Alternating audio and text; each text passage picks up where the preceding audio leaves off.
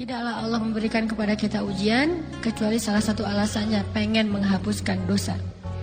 Idza kathurat dzunubul 'abdi wa lam yakun lahu min 'amalin liyukaffiraha fabtalahu Allahu bil hazan liyukaffiraha. Kalau seorang hamba banyak dosa dan dia enggak cukup amal untuk mengkifarat dosa-dosanya, Allah akan menguji dia dengan rasa sedih, dengan rasa kecewa, dengan rasa berat, sakit hati untuk mengkifarat dosa-dosanya. Itu yang kita bangun. Sehingga kalau ada masalah sama orang lain, kita memperbaiki diri dulu. Bukan sibuk dengan kesalahan dia terus-menerus yang gak mau kita maafin. Misalnya ada teman kita nih, jadi clash sama kita. Hal pertama yang kita bangun, astagfirullahaladzim, saya banyak dosa nih. Tapi kan yang salah dia, ya. Tapi mungkin dia nggak akan mengatakan kalimat itu, nggak akan bersikap kayak gitu kalau kita nggak punya dosa. Allah sengaja mengutus dia untuk menguji kita lewat kata-katanya, lewat perilakunya, karena kita punya dosa. Jadi penyebab pertama diuji itu bukan teman kita yang salah, itu penyebab kedua. Memang dia salah, dan itu harus kita akui, realistis lah. Dia salah, dia nggak pas, dia nggak bijak, dia apa? Oke. Tapi yang mentakdirkan dia salah kepada kita Allah Subhanahu wa taala. Kenapa Allah takdirkan gitu? Karena kita masih punya banyak dosa. Allah kirim kita ujian, bisa manusia, bisa alam, bisa dalam diri kita sendiri.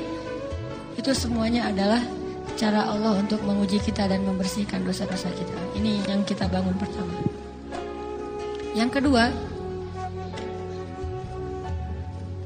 kata Nabi di dalam hadis Bukhari, "May yuridillahu bihi khairan", yang terkenal kan yufaqihu fiddin, itu yang terkenal. Ternyata ada dua modelnya.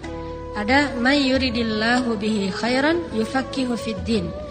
Siapa yang Allah pengen kasih dia kebaikan agama, kebaikan, Allah akan buat dia mengerti halal dan haram. Itu berarti Allah sayang sama dia. Ini satu model hadis. Ada model yang kedua, mirip redaksinya. May yuridillahu bihi khairan yusib min.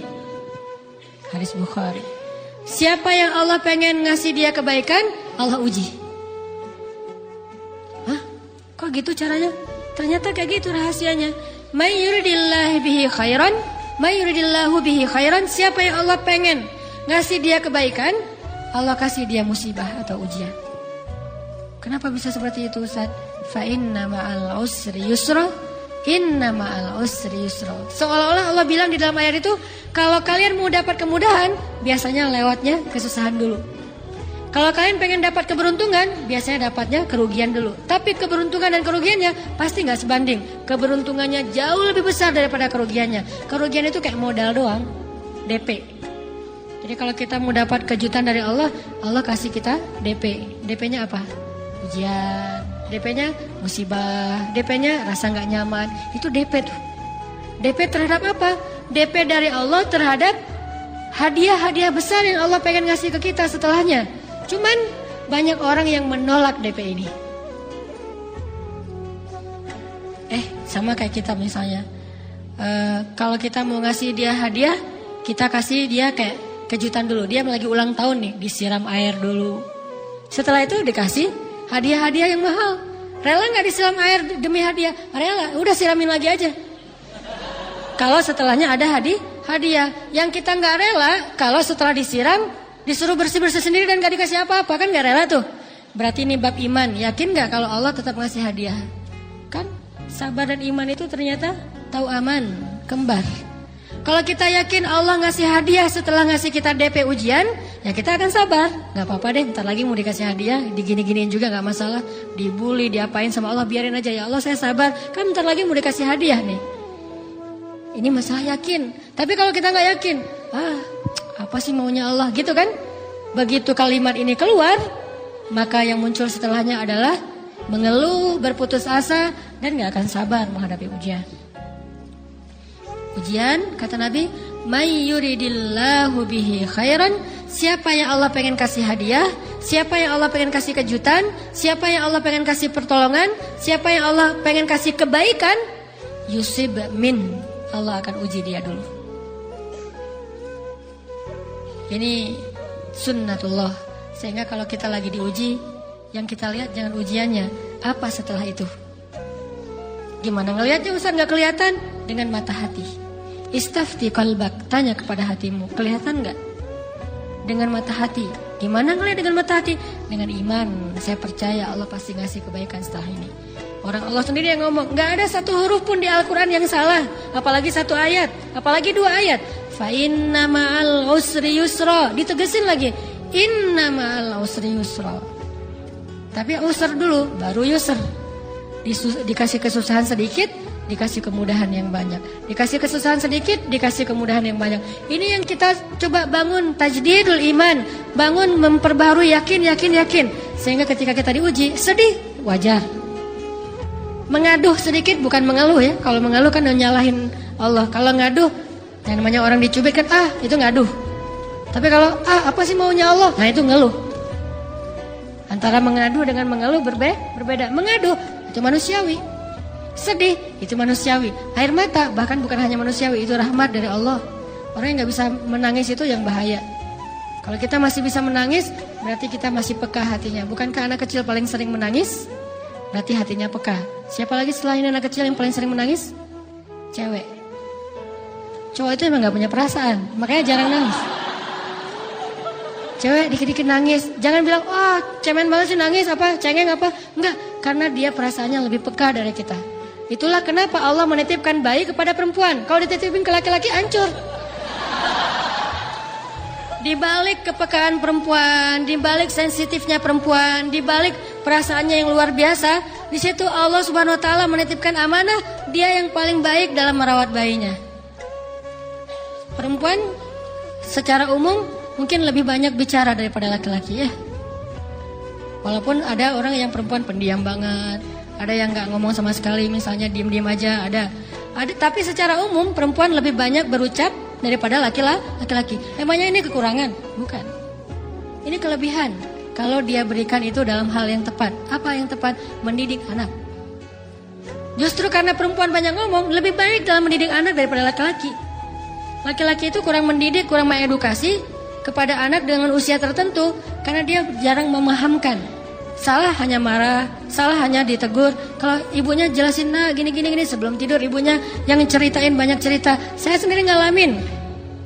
Sering mana seorang ayah sama ibu interaksi sama anak dalam bentuk verbal. Sering ibu. Jadi menangis itu rahmat dari Allah. Nggak apa-apa, nangis saja. Dan itu tidak disebut mengeluh. Kamu kok nangis sih? Kan orang Islam harus sabar. Emangnya nangis dengan sabar itu bertolak belakang? Sabar tetap sabar ya, nangis jalan aja terus nangis. Nangis pakai nangisnya nggak cuma nangis doang, emotikonnya juga nangis, berderai-derai gitu. Sampai air matanya menggenang gitu kan ya. Boleh lah. Ditambah lagi dengan visual menangisnya. Posting bahwa dia lagi tertusuk duri dengan postingan kaktus atau apalah. Dia pengen share ke semua orang bahwa saya sedang sedih. Sehingga nanti ketika ada orang yang menghibur dia dengan sedikit kata-kata yang sabar ya segala macam, makin berderai-derai. Itu belum jadi. Kecuali dia keluarkan kata-kata mengeluh, baru dia disebut orang yang banyak mengeluh, berputus asa.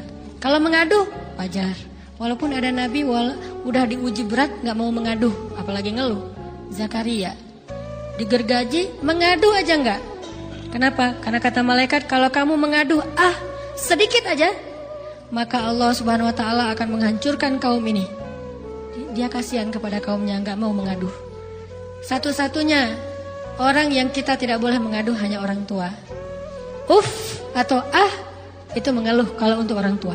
Kalau yang lain nggak disebut mengeluh.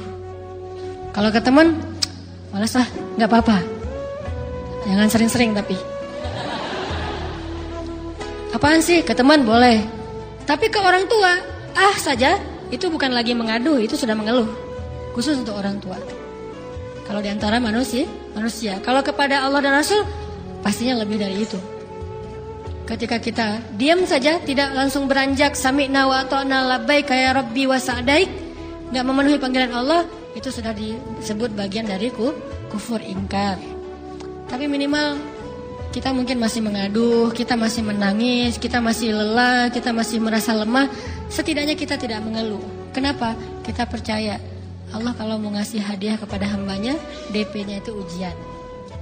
Dan yakinlah hadiahnya minimal 10 kali lipat lebih baik daripada ujian itu. Minimal, karena nggak ada amal soleh yang dibalas di bawah 10 kali lipat tuh nggak ada. Amal soleh, amal ya bukan niat. Amal yang udah kita kerjakan minimal dibalas 10 kali lipat. Minimal, maksimalnya bighairi hisab, tanpa batas. Bighairi hisab, tanpa batas. Ada yang 700 kali lipat kayak sedekah. Tapi tetap aja ayat sedekah di akhirnya ujung-ujungnya apa? Bighairi hisab juga kan? Berarti sedekah itu minimal dibalas 700 kali lipat. Minimal. Kalau kita yakin. Selalu syaratnya kalau kita yakin. Dan saya ngebuktiin itu Bang.